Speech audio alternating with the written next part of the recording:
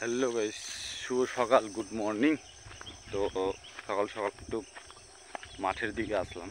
তো আমার ম্যাক্সিমাম 3-4 দিন আগে জমি বোনা হয়েছে, শুষে ফেলা হয়েছে।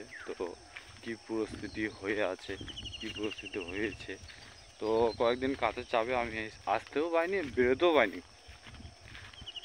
আর শরীরও আমার খুব একটা খারাপ চলছে, খুব ভালো চলছে না। তো জমির দিকে আসছি, দেখবো কী পরিস্থিতি হয়ে আছে।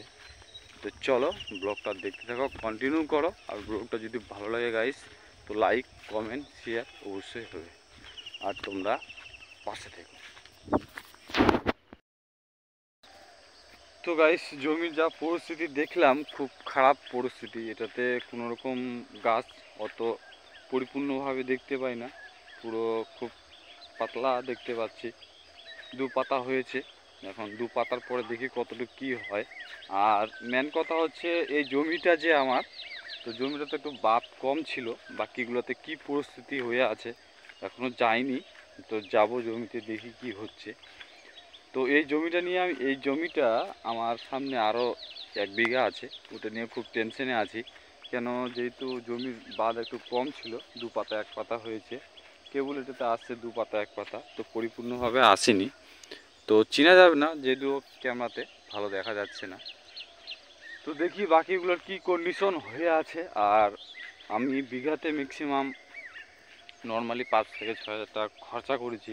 সেই খরচাটা যদি আবার না আসে গাইস, খুব চাপের মধ্যে পড়ে যাব।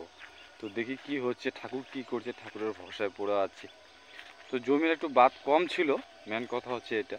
আর জমির যে এটা পরিস্থিতি, তো দেখি কি হচ্ছে, সামনে কি হচ্ছে। এখন তো খুব কম আসছে গাছ, অত দেখা যাচ্ছে না, টুকটাক দেখা যাচ্ছে এটাতে। বাকিগুলোতে কি পরিস্থিতি হয়ে আছে, তো দেখি পুরোটাই। তো বন্ধুরা, এখন জমি থেকে বাড়ি যাচ্ছি। তো জমি দেখা আমার কমপ্লিট হয়ে গেল, পুরো জমি দেখলাম ভালো করে চারিদিকে ঘুরে। তো এখন কেবল হালকা 2 পাতা করে আসছে, দেখলে তোমরা শসা ফেলা হয়েছে জমিতে, শসের বীজ বোনা হয়েছে।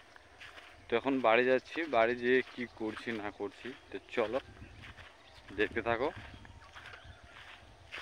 আর যেভাবে পাশে আছো এভাবে পাশে থাকো। তো গাইস চলো।